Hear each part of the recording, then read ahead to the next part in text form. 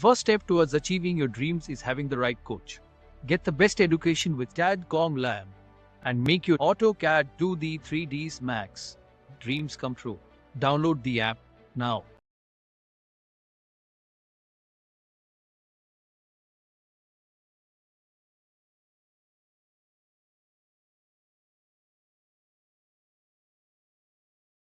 फिर होच-पोच हो जाती है, समझ में नहीं आता। इसीलिए आर्किटेक्चर पार्ट में इसीलिए कॉल आउट्स को यूज़ करा गया है, डिटेल कॉल आउट को यूज़ करा जाता है ताकि आप उनको मार्क करके अलग सेपरेटली शो करा सकें सिस्टमेटिक वे में। बिल्डिंग बाय लॉज के बारे में और हम लोगों ने डिस्कस किया था वास्तु के बारे में।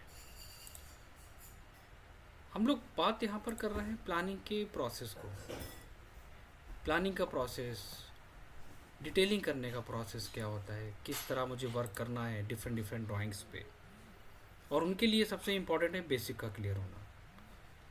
हमेशा एक बात ध्यान रखिएगा, जो आर्किटेक्चर पार्ट है और जो इंटीरियर पार्ट है, अगर आप फर्स्ट वाले पॉइंट पे ज़्यादा फोकस करेंगे तो सेकंड पॉइंट आपके लिए बहुत ज़्यादा इजी होगा। ये बात आप सभी लोग बहुत अच्छे से याद रखिएगा। हमारे साथ सबसे बड़ी प्रॉब्लम क्या होती है कि हम लोग बेसिक पे फोकस नहीं करते हैं और डायरेक्टली हम लोग काम करना चाहते हैं एडवांस लेवल पे। Basic is very important for everyone. Planning करना एक सिस्टमेटिक वे में, उसको बनाना, कैसे काम करना है, क्या प्रोसेस है काम करने का, हर एक चीज़ को समझना। प्लानिंग हमारी कहाँ से स्टार्ट होती है? प्लानिंग हमारी स्टार्ट होती है बिल्डिंग बाय लॉज से। हम जब वर्किंग करते हैं प्लानिंग पे तो सबसे ज़्यादा इम्पॉर्टेंट क्या होता है, मुझे सबसे ज़्यादा प्रॉब्लम्स होती है समझने में कि मुझे कौन से किस एरिए पे वर्क करना है। एग्जांपल, अगर हमारे पास कोई रिक्वायरमेंट होती है और उस रिक्वायरमेंट के बेसिस पे अगर हमें काम करना होता है तो प्रॉब्लम क्या होती है कि रूम के साइजेस हमें क्या लेने चाहिए, डोर विंडो के साइजेस हमें क्या लेने चाहिए, कौन सा एरिया मुझे कहाँ पर प्लेस करना चाहिए, बेडरूम कहाँ पर होना चाहिए, वॉशरूम कहाँ पर हो, स्टोर रूम कहाँ पर हो। रिक्वायरमेंट के बेसिस पे चीज़ों को हम सिस्टमेटिक वे में कैसे डिज़ाइन करेंगे, ये सारी चीज़ें हमारी कहाँ से स्टार्ट होती हैं? बिल्डिंग बाय लॉज से ये सारी चीज़ें स्टार्ट होती हैं। वहाँ पर हमको सारी गाइडलाइंस मिल जाती हैं, वहाँ पर हमें ये सारी गाइडलाइंस मिल जाती है कि हमें कैसे काम करना है। दूसरा पार्ट आता है हमारा वास्तु का। वास्तु हमें क्या बताता है कि वास्तु बताता है कि हमारे बेडरूम की लोकेशन क्या होनी चाहिए, बेडरूम की डोर की ओपनिंग हमारी इनसाइड या आउटसाइड होनी चाहिए, मुझे वॉशरूम कहाँ पर देना है, ओटीएस ओपन टू स्काई हमें कहाँ पर देना चाहिए, फर्नीचर आइटम हमें कहाँ पर प्लेस करना चाहिए। तो ए टू जेड जो फर्नीचर की प्लेसमेंट है और रूम की प्लेसमेंट है, ये दोनों चीज़ें हमारी कहाँ से स्टार्ट हो गई? पहला पॉइंट हमारा स्टार्ट हुआ बाय लॉज से और दूसरा पॉइंट हमारा हुआ वास्तु पे। तो सबसे पहला पॉइंट यहाँ पर ये मैं एक्सप्लेन करूँगा सभी लोगों को कि आप लोग इन दो पॉइंट पे ज़्यादा फोकस करें। पहला फोकस करें आप बिल्डिंग बाय लॉज के रूल्स एंड रेगुलेशंस को समझने में, दूसरा फोकस करें आप डिफरेंट टाइप्स ऑफ एरियाज़ क्या क्या होते हैं, उनके स्टैंडर्ड क्या क्या होते हैं, और कौन सा रूम हमें कहाँ पर मेंशन करना है, डोर की ओपनिंग वगैरह हमें कहाँ पर देनी चाहिए वास्तु के बेसिस पे। ठीक है, ये दो पॉइंट बहुत इंपॉर्टेंट है। लेकिन बेसिक काम करने में और डिटेल काम करने में दोनों में डिफरेंस होता है। बेसिक हम जब काम करते हैं तो हमारे पास नॉर्मली हम प्लानिंग को डिज़ाइन करके कैड ब्लॉक को कॉपी पेस्ट करके हमको ये लगता है कि हम चीज़ों को वहाँ पर डिज़ाइन कर लेंगे, डिज़ाइन को मैंने बना लिया। बट एज ए प्रोफेशनली जब आप काम करते हैं तो दोनों में डिफरेंस होता है। दोनों काम में डिफरेंस क्या होता है कि कुछ चीज़ें तो हमारी क्लियर हो जाती हैं, कुछ चीज़ों में फिर भी हमारा डाउट रहता है। डाउट का मतलब यहाँ पर क्या होता है कि आप कुछ जो भी डिज़ाइन कर रहे हो, एग्जांपल अगर आप वॉशरूम डिज़ाइन कर रहे हो तो वॉशरूम आपने जो डिज़ाइन करा है, ठीक है, वो एरिया हमने रिक्वायरमेंट के बेसिस पे डिसाइड करा, डायरेक्शंस एंड डोर ओपनिंग हमने वास्तु के बेसिस पे डिसाइड करिए। मोस्टली क्या करते हैं बच्चे कि ड्राइंग्स के अंदर वो कैट ब्लॉक्स को कॉपी पेस्ट करते हैं मेंशन करने के लिए, कि सिंपल सी बात है, ये दिखाने के लिए कि ये हमारा क्या है, फर्नीचर्स आइटम है, ये हमारे बेडरूम में क्या फर्नीचर्स हमने मेंशन करा है, बाथरूम में हमने क्या फिक्चर्स वगैरह वहाँ पर दिए, नॉर्मली शो कराने के लिए। लेकिन क्वेश्चन यहाँ पर क्या अराइज होता है कि यहाँ से मेरा सबसे इम्पॉर्टेंट पॉइंट, हमारी सबसे इम्पॉर्टेंट वर्किंग हमारी यहाँ से स्टार्ट होती है।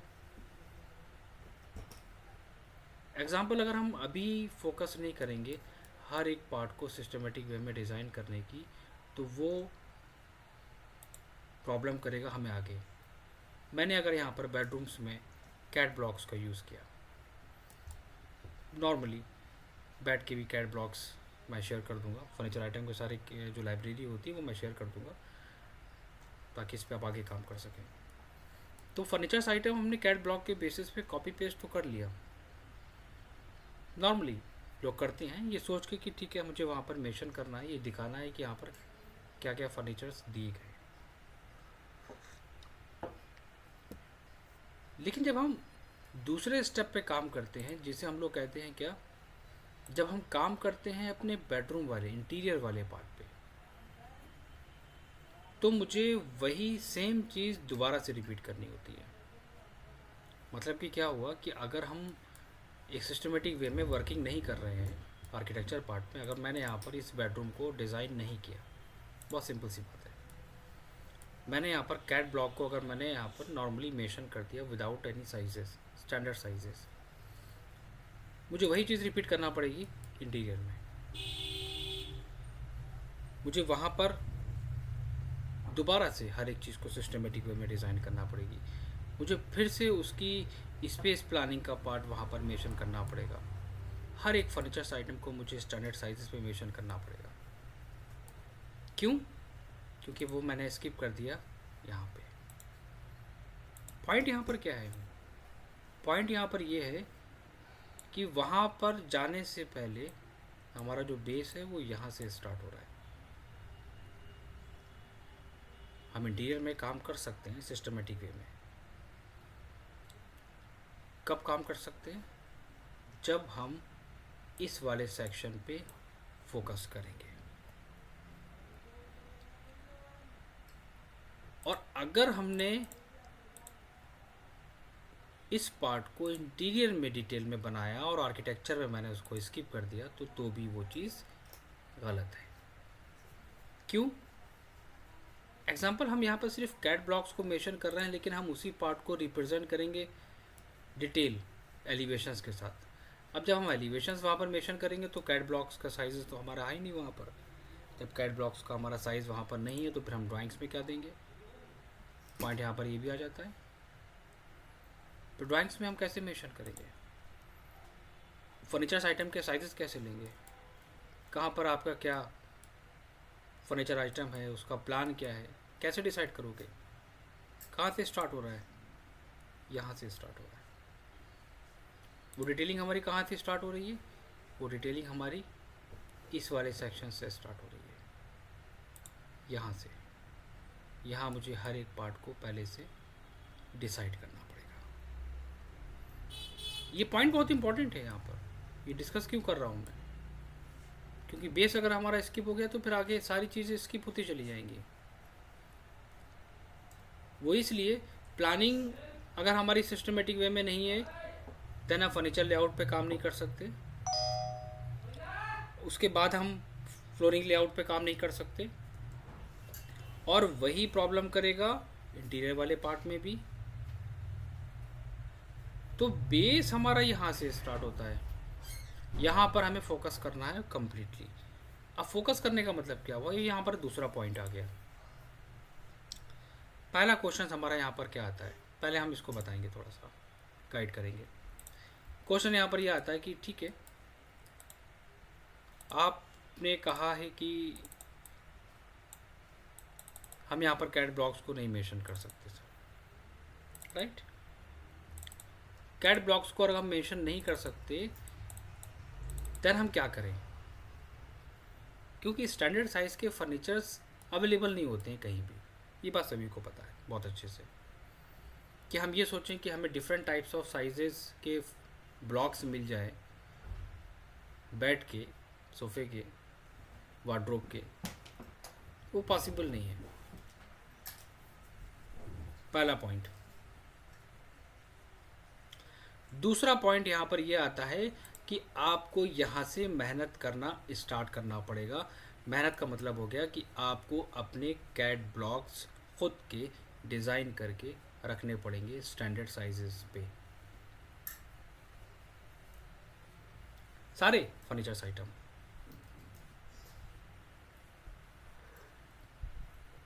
चाहे वो फर्नीचर बेड हो, सोफ़ा हो, चेयर हो, टेबल हो, डाइनिंग टेबल हो, वैनिटी हो, स्टोरेज आइटम्स हो, कुछ भी हो, इनकी लाइब्रेरी आपके पास पहले से बनी होनी चाहिए।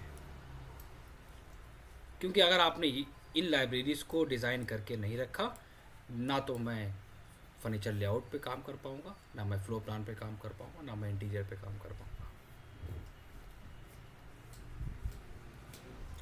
पहला पॉइंट क्लियर हो गया कि हमको अपनी कैट ब्लॉक की लाइब्रेरी को डिज़ाइन करके रखना है। ये सारी कैट ब्लॉक्स की लाइब्रेरी मैं शेयर करूँगा प्रोजेक्ट कंप्लीट कराने के बाद।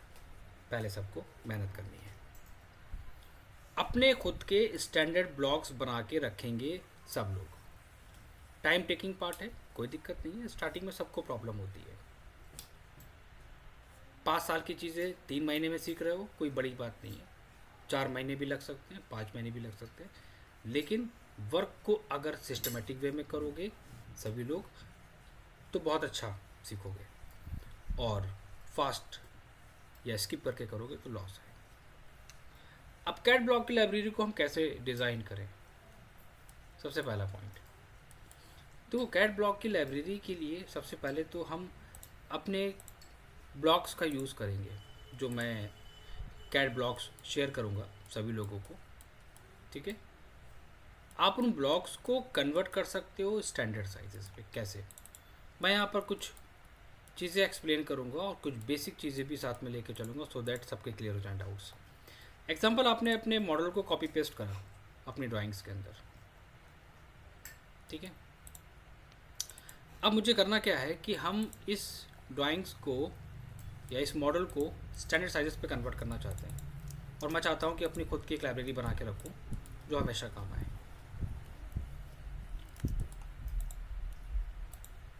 सबसे पहले तो हम एक रेफरेंस ले लेंगे। ऑब्जेक्ट का साइज़ हम डिक्रीज़ कर देंगे। ऑब्जेक्ट का साइज़ हम डिक्रीज़ कैसे करेंगे, एक पॉइंट हमारे यहाँ पर ये आता है। मोस्टली हम यूज़ करते हैं स्केल कमांड, SC एंटर। मैंने स्केल करा। बहुत सारे बच्चों के माइंड में ये क्वेश्चंस होता है कि मैं इसके लेंथ को चेंज कर रहा हूँ तो विड्थ चेंज हो रही है, विड्थ चेंज कर रहा हूँ तो लेंथ चेंज हो रही है। तो स्केल से आप इक्वल नहीं कर सकते, स्केलिंग से आप स्केल इक्वल साइजेस पे आप नहीं कर सकते स्केल। इसलिए मुझे क्या करना होता है, एग्जांपल सेलेक्ट करने के बाद SC एंटर करेंगे। यहाँ पर हम बेस पॉइंट हम यहाँ पर मेंशन करेंगे। एक ऑप्शन आएगा नीचे रेफरेंस का, आप रेफरेंस ऑप्शन पे क्लिक करोगे, फर्स्ट और लास्ट पॉइंट आप पिक करोगे। जैसे ही आप फर्स्ट और लास्ट पॉइंट पिक करेंगे तो नीचे एक ऑप्शन आएगा पॉइंट्स का, मैं पॉइंट्स पे क्लिक करूँगा।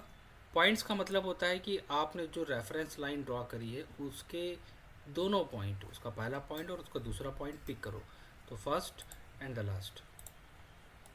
कंफर्म करने के लिए हम एक बार चेक कर लेंगे कि क्या साइज इस पे आया या नहीं आया।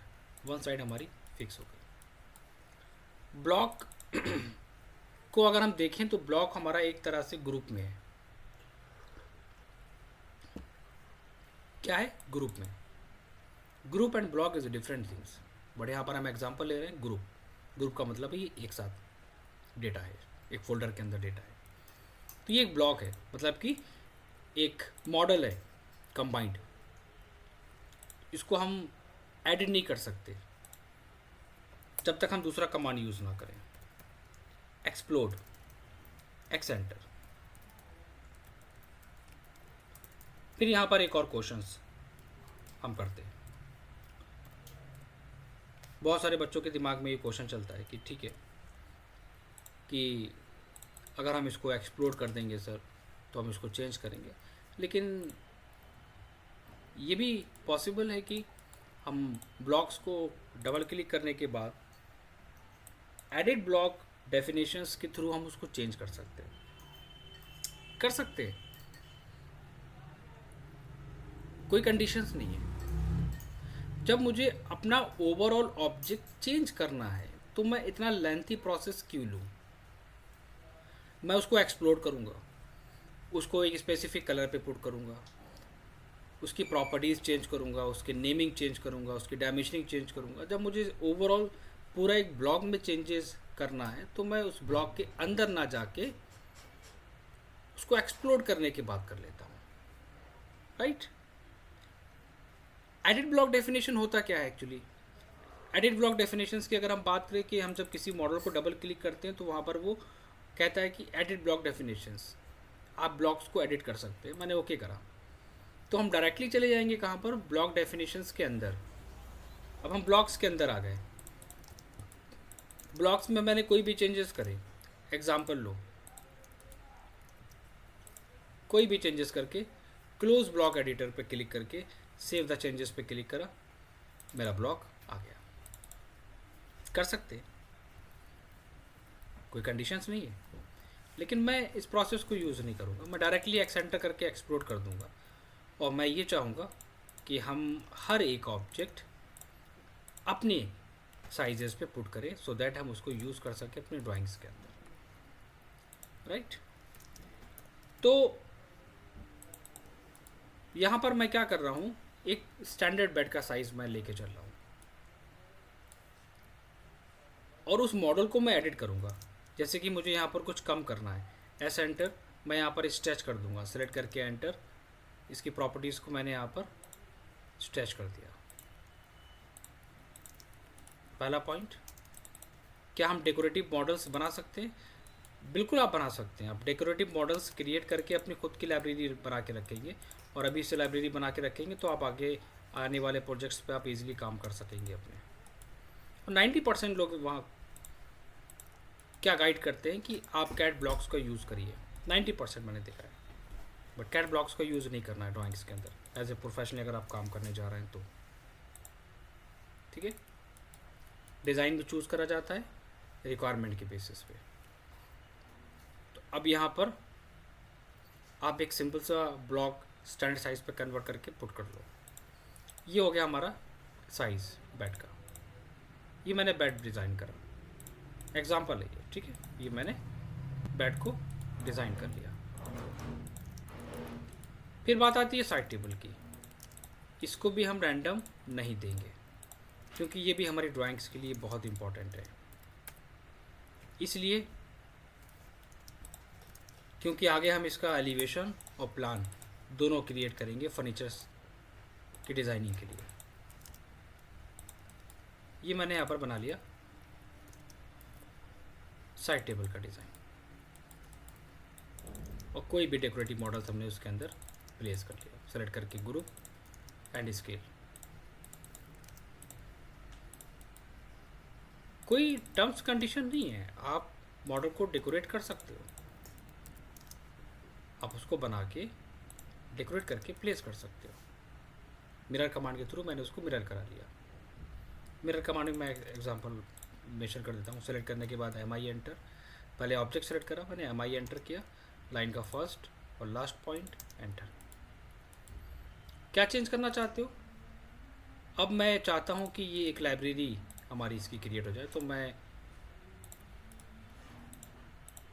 हर एक मॉडल को एक स्पेसिफिक कलर्स पे वहाँ पर पुट करता चला जाऊँगा। तो ब्लॉक्स हमारा वन टाइम बनेगा, तो उसको बहुत सोच समझ के वहाँ पर क्रिएट करना, जो भी डिज़ाइन चूज़ करना,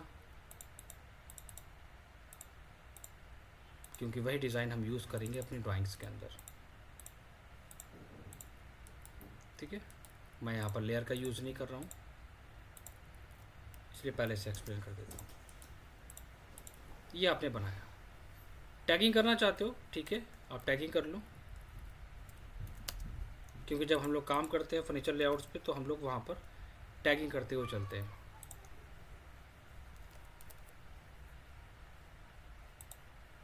साइज़ वगैरह अपने अकॉर्डिंग मेंशन करो।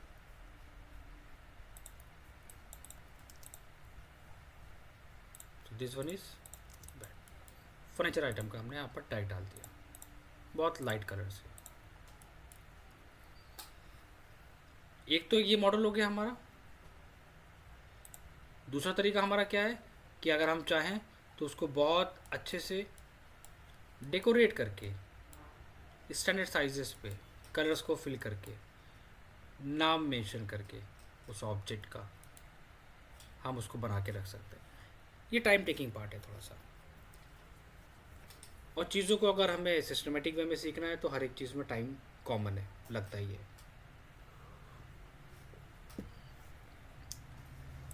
तो ये हमारा क्या बन गया, एक बेड हमने नॉर्मली डिज़ाइन कर लिया।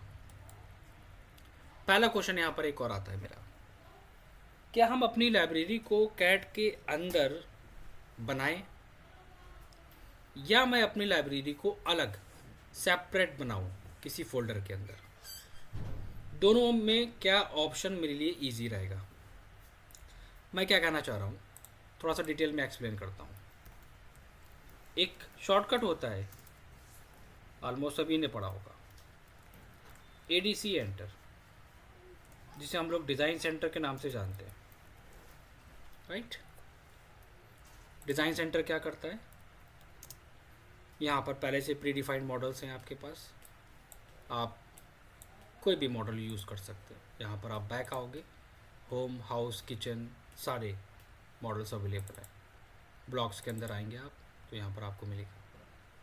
ये भी कोई स्टैंडर्ड साइजेस पे नहीं है, सारे रैंडम है, डेकोरेटिव डिज़ाइन है, कॉपी एंड पेस्ट करके वहाँ पर चीज़ों को हाईलाइट करने के लिए। तो मैं कुछ ऐसी लाइब्रेरी बनाना चाहता हूँ कैड में ताकि मैं उनको आने वाले प्रोजेक्ट में यूज़ कर सकूँ। दूसरा पॉइंट, मैं ऐसी लाइब्रेरी बनाना चाहता हूँ कैड में कि कुछ इस तरह कि different types of bed standard sizes पे वहाँ पर हों, उनको हम जब चाहें कॉपी पेस्ट करके अपने प्रोजेक्ट में यूज़ कर लें। ठीक है, पहले पॉइंट पे हम आते हैं। पॉइंट नंबर 1 कि इसको हमें कैड में कैसे बनाना है, कैड में कैसे सेव करना है। पहले इस पॉइंट पे आते हैं। प्रोसेस हमारा यहाँ पर क्या होता है, अगर आप कैड के अंदर लाइब्रेरी बनाना चाहते हो तो अगर आपको ईजी लग रहा है कि ठीक है वहाँ पर डायरेक्टली काम करके प्रोजेक्ट में कॉपी एंड पेस्ट कर लेंगे, सबसे पहला प्रोसेस होता है कि आप उस मॉडल का एक ब्लॉक बनाएंगे। ब्लॉक कैसे बनाएंगे, बी एंटर, नेम पूछेगा, कोई भी एक नेम अपना मेंशन कर दीजिए। सेलेक्ट ऑब्जेक्ट, जो आपका ऑब्जेक्ट है पूरे ऑब्जेक्ट को सेलेक्ट करने के बाद एंटर करिए। यहाँ पर एक ऑप्शन होता है बेस पॉइंट, कहाँ से, बेस पॉइंट का मतलब एक ऐसा पॉइंट ऑब्जेक्ट का जहाँ से आप इजीली कॉपी पेस्ट कर सके, तो बेस पॉइंट मैं कोई भी ले लेता हूँ। कन्वर्ट टू ब्लॉक आपका चेक रहेगा, स्केल, अलाउ एक्सप्लोडिंग दोनों चेक रहेंगे, and open in block editor आपका अनचेक रहेगा, एनोटेट अनचेक रहेगा, देन ओके। अब ये देखो ब्लॉक बन गया। पहले अलग अलग ऑब्जेक्ट थे हमारे, अब उसने ब्लॉक में कन्वर्ट कर दिया। अब मैं ADC एंटर करूँगा, सॉरी, अब मैं एक कमांड और यूज़ करूँगा जिसे कहते हैं tool palette TP enter. Tool palette भी ADC की तरह ही एक ऐसा कमांड होता है जिसके अंदर कुछ प्री डिफाइंड लाइब्रेरी होती है। तो हम अपने ब्लॉक्स को टूल पैलेट में मेंशन कर लेंगे। टूल पैलेट का मतलब क्या हुआ, ये लाइब्रेरी है हमारी, ये फोल्डर है हमारा, हम इस फोल्डर में जाके जब चाहें यूज़ कर लें मॉडल्स को। जब आप TP एंटर करोगे तो यहाँ पर डिफरेंट टाइप्स ऑफ ऑप्शंस आएंगे। कहाँ पर, दिस वन। आप क्या करोगे, किसी भी ऑप्शंस पे राइट क्लिक करके यहाँ पर आपको मिलेगा न्यू पैलेट। आपने न्यू पैलेट पे क्लिक करा, नाम पूछेगा आपसे, फोल्डर का नेम आप क्या देना चाहते हो, बेडरूम फर्नीचर। ये मेरा एक फ़ोल्डर बन गया बेडरूम फर्नीचर के नाम से। प्रोसेस मैंने क्या बोला, पहले ब्लॉक में कन्वर्ट करा, टूल पैलेट हमने यहाँ पर दिया। अब अगर मैं इस ड्राइंग को अपने इस फोल्डर के अंदर